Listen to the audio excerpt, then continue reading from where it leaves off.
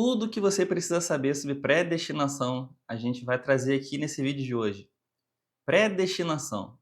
Essa doutrina é bíblica, ela foi criada por João Calvino, é uma heresia, é uma doutrina cristã. Quando surgiu, quais são seus principais pontos e, claro, o que ela de fato significa no nosso dia a dia, na vida cristã. Seja bem-vindo, eu me chamo Matheus Borges e esse é o canal Rapsódia do Logos. A gente posta vídeo aqui toda segunda-feira, às 18h30. Se você não é inscrito, se inscreva no canal caso goste desse conteúdo. E vamos logo ao nosso vídeo. Só para deixar vocês cientes, hoje a gente vai estar aqui dividindo principalmente em 3 momentos essa abordagem. Primeiro, eu vou falar sobre tudo o que você precisa saber sobre a predestinação, e isso vai estar dividido em alguns tópicos, mais especificamente 3 tópicos. Depois a gente vai, de fato, mencionar e explicar o que é predestinação. E a gente vai passar um pouquinho pela chamada Ordo Salutis, a chamada Ordem da Salvação. Como é que funciona isso? Como é que funciona isso? Como que o homem é salvo? O que vem primeiro? O que acontece depois? Tudo isso aqui. E a gente encerra o nosso vídeo, né, ao final de tudo isso, trazendo 3 reflexões importantes que vão sintetizar e vão fazer você entender por que esse assunto é importante. Não é um ponto secundário da vida cristã. Não é. Predestinação fala a respeito de uma obra de Deus na salvação do homem. E vocês vão ver que ela atribui toda a glória a Deus. Só isso já é motivo suficiente para a gente levar o assunto com bastante carinho, com bastante preocupação, bastante seriedade. E caso você seja de alguma linha teológica diferente, peço que você pelo menos dê ouvidos a isso aqui. Acompanhe com a sua Bíblia. E é claro, esse vídeo eu vou trazer diversos aspectos e eu vou aprofundar nos nossos próximos 5 ou 6 vídeos aqui no canal. Em primeiro lugar, a coisa que você mais precisa saber sobre a predestinação, de antemão, antes de saber o que ela é que a predestinação é ensinada na Bíblia. Não foi criada por Calvino, não foi inventada por Lutero, por Agostinho, menos ainda por mim. Predestinação é ensinada na Bíblia com todas as letras. A gente vai ler aqui 2 escritos do apóstolo Paulo, que o Espírito Santo o inspirou a escrever. Romanos capítulo 8, versículos 29 e 30. Pois aqueles que de antemão conheceu, também os predestinou para serem conformes à imagem de seu Filho, a fim de que ele seja o primogênito entre muitos irmãos. E aos que predestinou, também chamou. Aos que chamou, também justificou. Aos que justificou, também glorificou. O segundo texto, Efésios capítulo 1, do versículo 4 ao 5. Porque Deus nos escolheu nele antes da criação do mundo, para sermos santos e irrepreensíveis em sua presença. Em amor nos predestinou para sermos adotados como filhos por meio de Jesus Cristo, conforme o bom propósito da sua vontade. Dá para gravar um vídeo inteiro sobre esses 2 versículos, até mesmo sobre esses 2 textos aqui, ou até mesmo sobre um deles somente. Tanta coisa rica aqui. Tantas. Mas, por um momento, pelo menos por agora nesse vídeo, quero que você se atenha a isso. A predestinação é ensinada na Bíblia. Você já viu aqui. Não é invenção de teólogo reformado, não é invenção de batista reformado, de presbiteriano, de nada disso. Bíblico. Está escrito com todas as letras aqui. Pode procurar na tradução que você quiser. Em segundo lugar, a predestinação, a linguagem da predestinação, vamos ser sinceros aqui e honestos intelectualmente, a linguagem da predestinação ela já era mencionada pelos pais apostólicos. Quem eram os pais apostólicos? Eram aquelas primeiras pessoas que foram os líderes da igreja logo após a era dos apóstolos. Por isso são chamados de pais apostólicos. Claro, também se classifica aqui nesse grupo o Didaquê, que é uma obra, não é uma pessoa, mas para os nossos propósitos aqui, a gente basta saber que essa linguagem da predestinação sobre eleitos de Deus e tudo isso já era mencionado desde o início dos primeiros escritos pós-redação do Novo Testamento na história da igreja. Cito primeiramente dois exemplos: Clemente de Roma e Inácio de Antioquia. Inácio de Antioquia, ele era um discípulo direto do apóstolo João, o último apóstolo do colégio apostólico, chamando assim, né, dos 12 que Jesus Cristo chamou, o último vivo, o apóstolo João. Provavelmente tenha morrido bem velhinho ali na cidade de Éfeso, atual Turquia. Olha só a linguagem que eles usam: eleitos, predestinados desde a eternidade. Ou seja, eles já se referiam à igreja numa linguagem de predestinação. E, novamente, deixo destacar, sendo bem honesto, os pais apostólicos não enfatizaram a doutrina da predestinação. Um dos possíveis motivos provavelmente seja o problema que eles tinham com diversas heresias surgindo no início da história da igreja, naquela era, nos primeiros séculos. Eles não estavam muito preocupados em fundamentar uma doutrina sobre como Deus salvou o homem. O que veio primeiro? Se a liberdade ela era livre, se ela se tornou escrava. Eles não estavam muito preocupados com isso. No início da história da igreja, as heresias eram contra a natureza de Cristo, a divindade de Cristo, a natureza do relacionamento do pai com o filho, se Jesus tinha um corpo físico, se não tinha. Era com isso que eles estavam preocupados. Então é natural que a gente não ache muita coisa sobre predestinação nos pais apostólicos. Mas depois, século IV, século V, nós temos a primeira vez que essa doutrina ela é sistematizada, ela é melhor desenvolvida pelo monge Agostinho de Hipona, também conhecido como Santo Agostinho. Ele teve um debate ferrenho com outro monge chamado Pelágio, que até foi depois condenado por heresia. Pelágio ensinava uma coisa que as pessoas gostam muito hoje em dia, chamada livre-arbítrio, né? Enfim, foi considerado heresia no século V, se não me engano, 420 depois de Cristo, mais ou menos.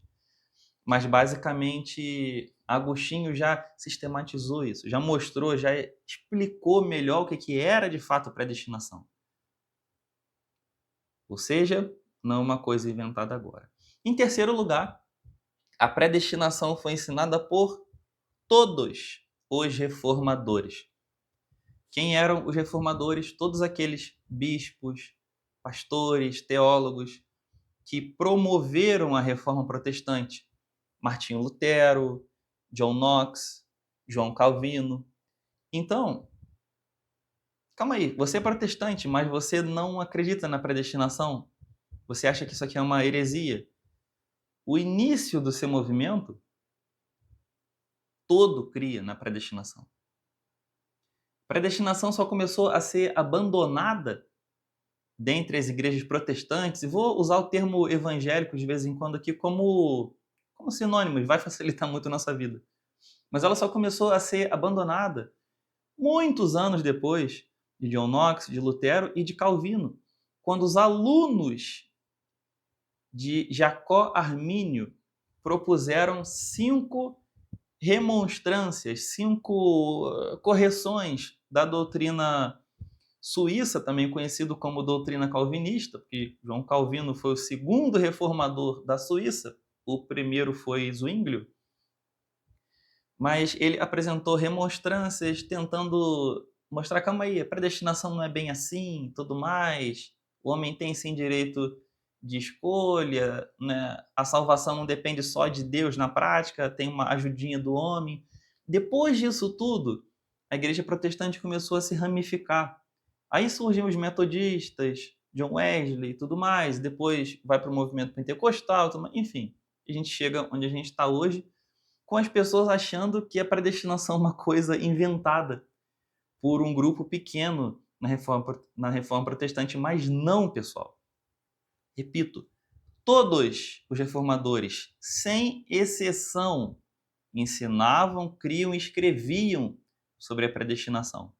Foi inclusive Lutero e não Calvino quem escreveu o livro, não sei como é que está traduzido aqui em língua portuguesa, O Servo Arbítrio, Nascido Escravo, se eu não me engano. Enfim, tem algum livro em alemão escrito por Lutero, traduzido também para a língua portuguesa, deve ter na Amazon, em outros sites aí, que Lutero e não Calvino está ensinando sobre a predestinação e contra a ideia do livre-arbítrio. Vou falar depois sobre isso. Tudo bem, esse foi o primeiro ponto, a primeira fase desse nosso vídeo, para vocês entenderem que isso não é algo novo, não é algo de uma seita ou algo assim. Tudo bem. Mas o que é a predestinação? O que significa isso? Quer dizer só que Deus escolheu quem Ele quis salvar? Calma. A gente vai passar por 9 tópicos que eu anotei aqui, que eu acho considero que vai deixar um pouco mais didático para você entender mais ou menos como é que isso aqui funciona. Vou tentar explicar de uma forma bastante didática. Caso permaneça alguma dúvida, por favor, deixe nos comentários. Se você discordar de alguma coisa que eu falar aqui, se você lembrar de algum versículo, deixe nos comentários.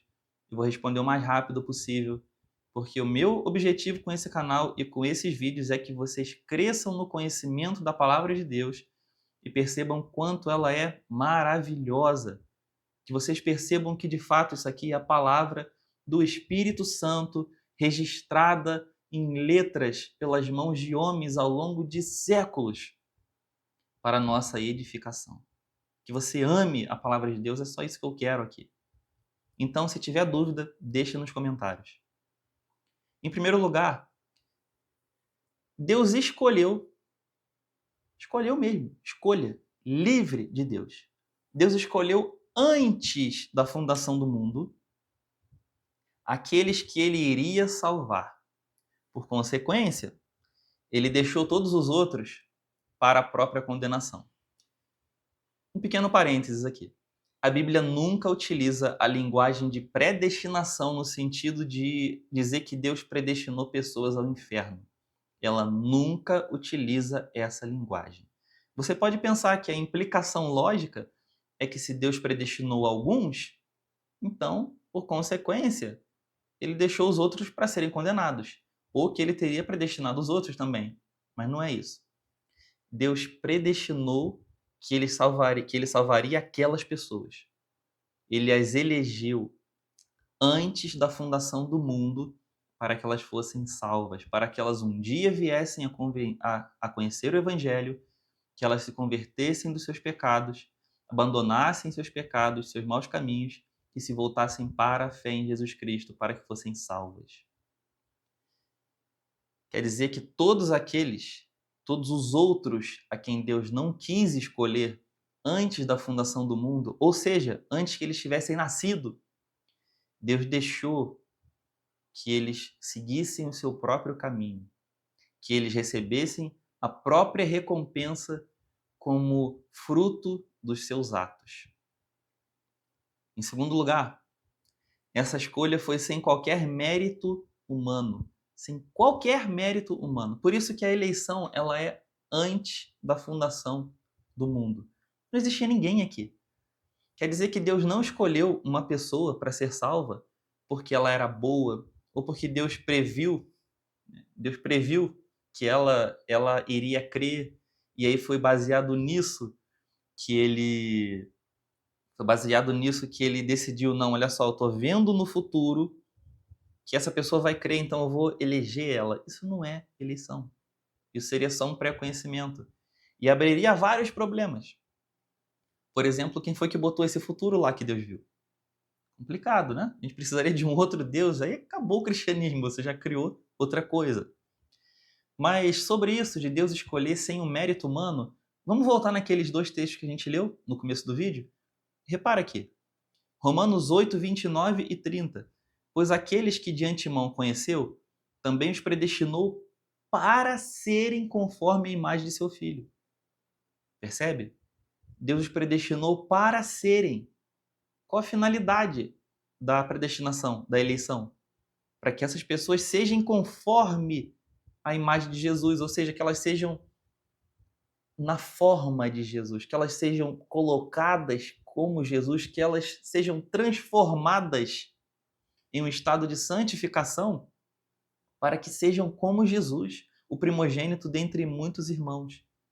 Não é porque elas eram boas pessoas ou porque eram santas, é para serem, para passarem por um processo de santificação, dádiva, trabalho, obra exclusiva do Espírito Santo.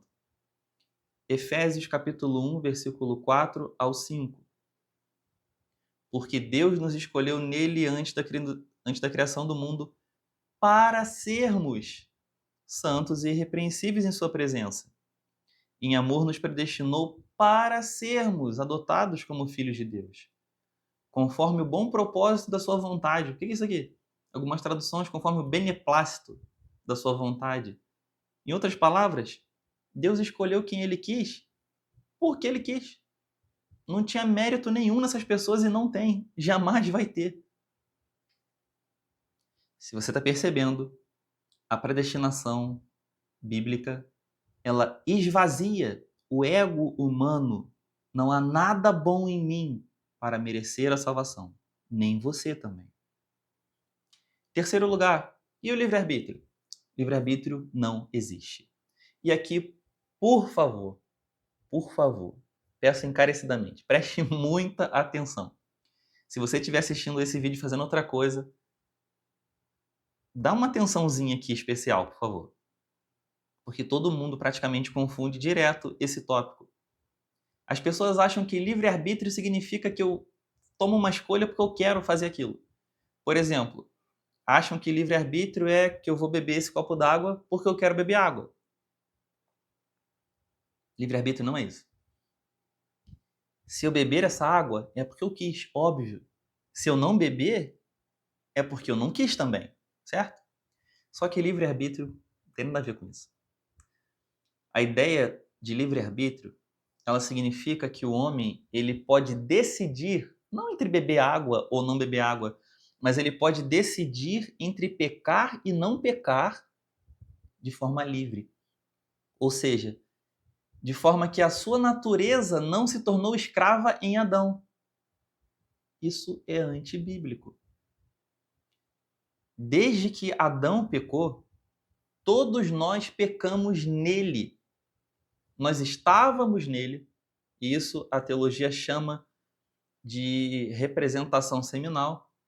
Nós estávamos em Adão, por isso o pecado dele foi o nosso pecado. Portanto, o pecado não é só fazer ou deixar de fazer alguma coisa, o pecado é uma condição na qual todos os seres humanos já nascem com ele. O pecado é uma mancha, já nascemos com ele.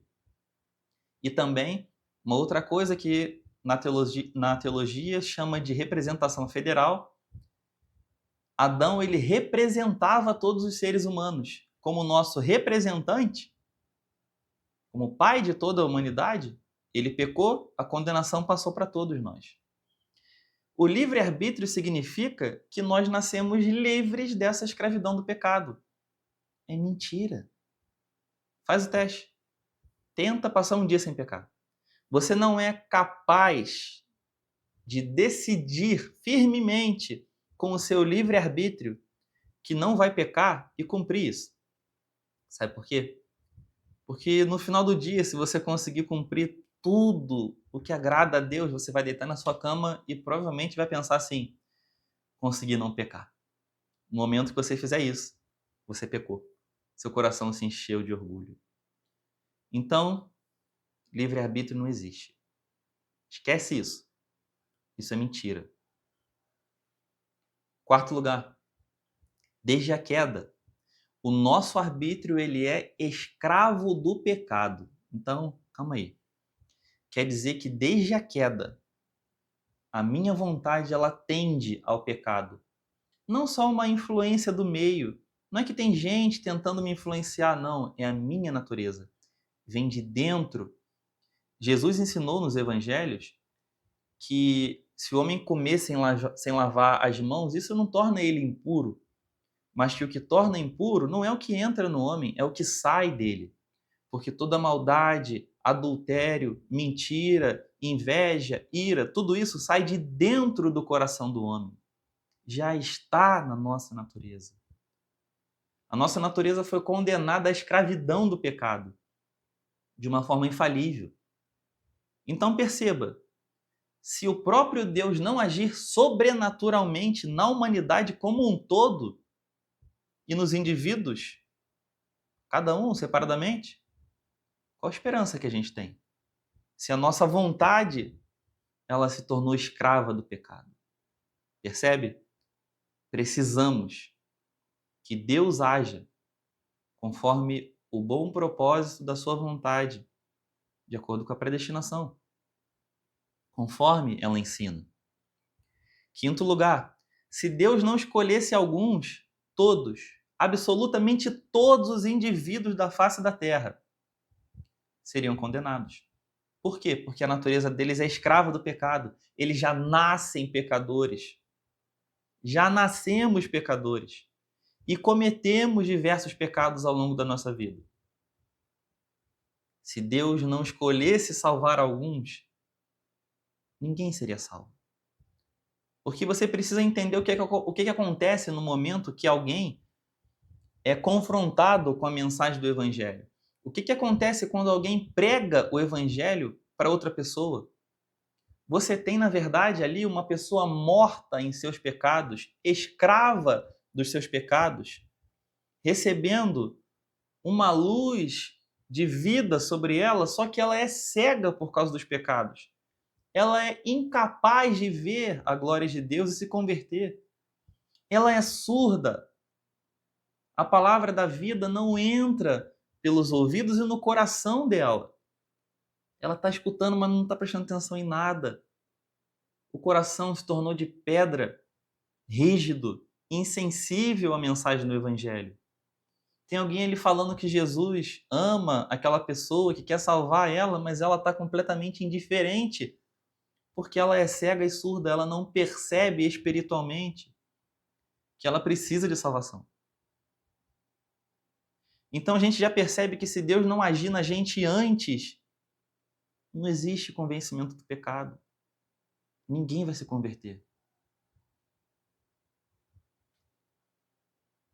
Em sexto lugar, isso implica que Jesus não morreu por todo mundo.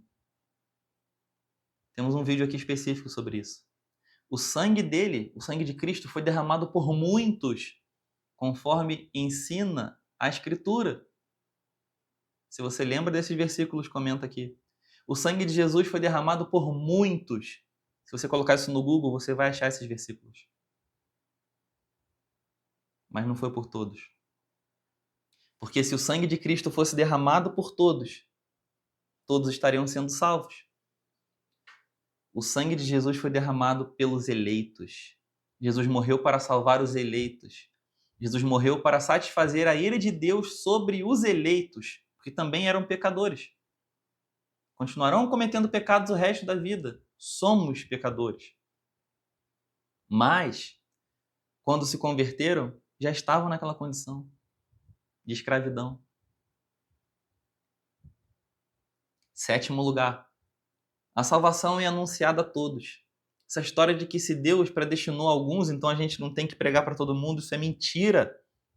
A Bíblia manda que a gente pregue a todos.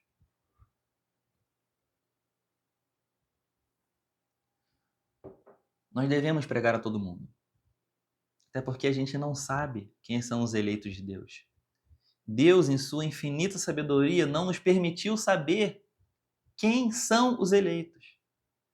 Para a gente não discriminar pessoas, para a gente não se tornar orgulhoso, para a gente amar, de fato, os inimigos. Porque uma pessoa ímpia, completamente ímpia, um perseguidor da igreja, como era Paulo, perseguidor da igreja, pode se converter e se tornar um servo de Deus, uma serva de Deus. Um filho, uma filha de Deus.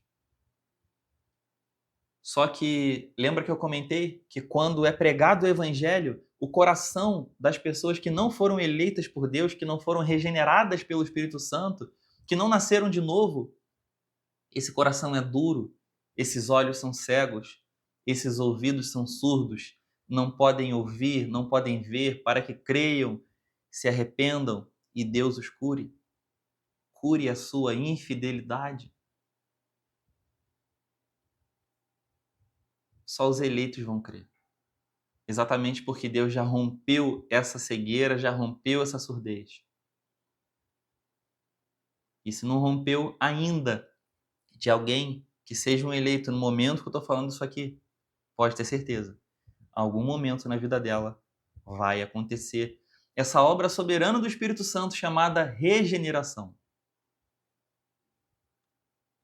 Em oitavo lugar, a graça de Deus é irresistível, completamente irresistível. Essa história de que foi anunciado o evangelho para alguém, a graça de Deus foi ofertada para essa pessoa, mas ela resistiu à graça de Deus. Pessoal, tem alguma coisa muito errada nessa teologia. Tem uma coisa muito errada. Porque uma vez que o Espírito Santo alcança o homem morto em seus pecados e o faz viver de novo, quando a graça de Deus vem sobre ela, é impossível resistir. Impossível.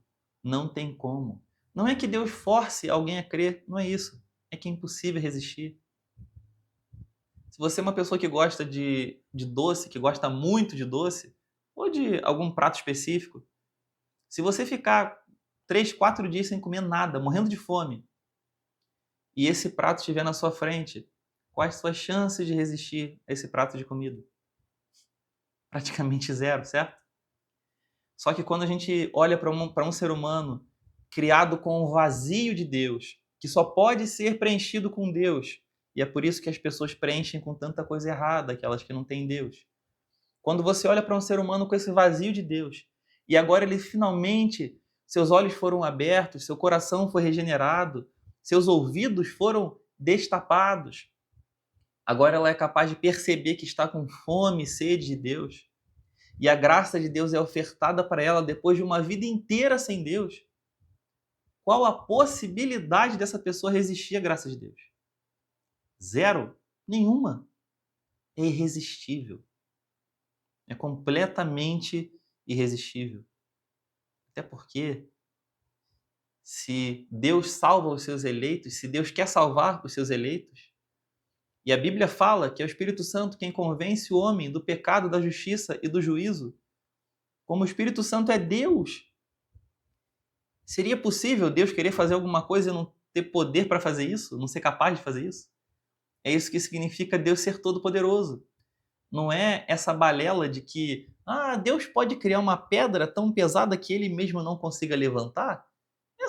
Essas coisas sem sentido, isso perde o sentido do que é ser todo-poderoso. Ser todo-poderoso quer dizer que Deus, quando ele se propõe a fazer alguma coisa, quando ele quer fazer alguma coisa, ele é todo-poderoso para fazer essa coisa. Ele não nega o seu nome, ele não nega quem ele é. Se Deus quer salvar alguém, ele salva e ponto final. Em nono lugar, para a gente partir para as nossas reflexões, todos os eleitos serão salvos. Sem falta. Nenhum vai escapar. Não podem perder sua salvação. Um eleito não cai da graça. Um eleito pode se desviar por um período da sua vida, mas ele vai infalivelmente voltar. Aqui reside a nossa certeza da nossa salvação, a segurança da nossa salvação. Vai ter um vídeo mais específico sobre isso aqui. Um vídeo que eu vou tratar da doutrina da perseverança dos santos, que ensina que um cristão, ele não perde a sua salvação. Eu não tenho como perder o que não está nas minhas mãos. Ela está com Deus. O Espírito Santo é o nosso penhor da promessa. É ele que nos mantém para o dia de Cristo Jesus. O livro da vida, definitivamente, não foi escrito a lápis. E para a gente encerrar, 3 reflexões. Breves, mas importantes. Eu acho que você conseguiu perceber qual é o tom dessa mensagem. A predestinação, conforme ensinada por Paulo na Bíblia, pelo Espírito Santo através de Paulo na Bíblia, ensinada, mencionada pelos pais apostólicos, ensinada por Agostinho em seu debate com Pelágio, ensinada, retomada por todos os reformadores na Reforma Protestante. Essa é uma doutrina que humilha o ego humano. Quer dizer que o fato de eu crer em Jesus, isso não é porque eu sou bom o suficiente para crer. Não é porque eu fui inteligente o suficiente para raciocinar e crer. Não é porque tem algo maravilhoso em mim diferente dos outros, é por isso que eu creio. Não. É uma dádiva exclusiva, independente, monergista de Deus. Ela parte de Deus. A glória é toda de Deus. A glória por eu me arrepender é de Deus. A glória por eu dar ouvidos ao Evangelho é de Deus. A glória por buscar a santificação é de Deus. A glória por cada vez que eu leio a Bíblia, por cada vez que eu peço perdão, por cada vez que eu oro, que eu jejuo, que eu busco a Deus. E a glória pela minha salvação. No dia de Cristo Jesus, pela glorificação, ela é toda de Deus. A gente vê um símbolo disso em Apocalipse, quando os 24 anciãos retiram as suas coroas e lançam aos pés do Cordeiro, reconhecem que aquele galardão não tem nada nosso ali. Só a Deus a glória em Cristo Jesus pelos séculos dos séculos através do Espírito Santo. Em segundo lugar, essa é uma doutrina que exalta Jesus Cristo. Ele é o Cordeiro morto antes da fundação do mundo, como ensina Apocalipse. Fomos predestinados para sermos conforme Ele. Ele é a imagem perfeita do Deus invisível. Por isso Cristo falou, sejam perfeitos como o Pai de vocês é perfeito. Essa doutrina exalta o Pai, porque Ele é o Senhor da história, escreveu tudo. Deus, na Trindade, fez dessa maneira. O Pai enviou o Filho para que morresse por nós, para que desse a sua vida num sacrifício em nosso lugar e em nosso favor na cruz. Expiatório e propiciatório. Essa também é uma doutrina que exalta o Espírito Santo. Porque ele não só nos convence, ele não só nos traz a vida de novo do nosso estado de mortos em pecados, ele não só nos faz viver de novo, um novo nascimento, para que a gente receba o Evangelho e creia.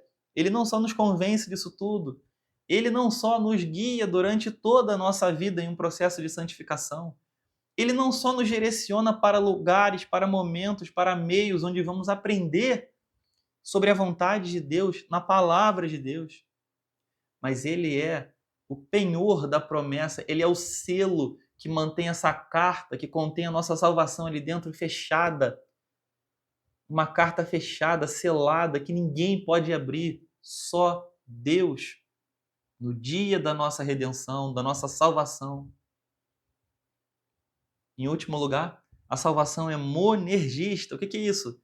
É uma obra que parte de Deus. Eu não ajudo Deus em nada. Em nada. Eu não preciso dar uma ajudinha para Deus na salvação. Toda salvação sinergista, né? Sim, de duas coisas, um ajudando o outro ali. Tudo isso resta um pouco de glória para o homem. Se Deus precisa que eu faça alguma coisa para ser salvo, tem um pouquinho de glória para mim também. Mas não é assim, pessoal, não é assim. A salvação é uma obra que começa em Deus, começa no coração de Deus antes dele criar o tempo, antes da fundação do mundo. É toda feita por Deus, dada a nossa incapacidade absoluta. E ela é garantida por Deus no final da história. De Deus, por Deus e para Deus. Somente para a glória de Deus. Espero que você tenha compreendido os pontos principais do nosso vídeo aqui. E fique calmo, fica tranquilo. A gente vai ter vários vídeos aqui agora, a partir desse. 5 vídeos onde vou falar de cada um dos chamados pontos do calvinismo. 5 pontos, que são eles. Depravação total. Graça irresistível. Eleição incondicional. Expiação limitada. Perseverança dos santos. Nesses 5 próximos vídeos, a gente vai detalhar cada um desses pontos que eu falei aqui, que eu sei que são assuntos polêmicos, eu tenho consciência plena que provavelmente a sua igreja não ensina isso. As igrejas do Brasil, as igrejas protestantes, evangélicas, no geral, abandonaram a teologia da reforma protestante. Eu sei, uma contradição, fazer o quê? Somos protestantes, mas abandonamos a nossa doutrina, que é isso aqui, ensinada por Paulo. Nos próximos vídeos eu vou rechear de versículos bíblicos, a gente vai analisar eles aqui, a gente vai ver com calma e tudo mais, para o seu crescimento e para a glória de Deus. Se inscreva no canal, curta o vídeo se você gostou, para que o YouTube possa recomendar esse vídeo para outras pessoas e para que apareça também, quando você abrir seu aplicativo do YouTube, mais vídeos semelhantes com esses meus aqui. Eu não sou a única pessoa no YouTube que está gravando sobre isso, claro que não. Você vai encontrar mais vídeos de teologia, sobre a Bíblia, ensinando a palavra de Deus. Que Deus te abençoe. Até a próxima.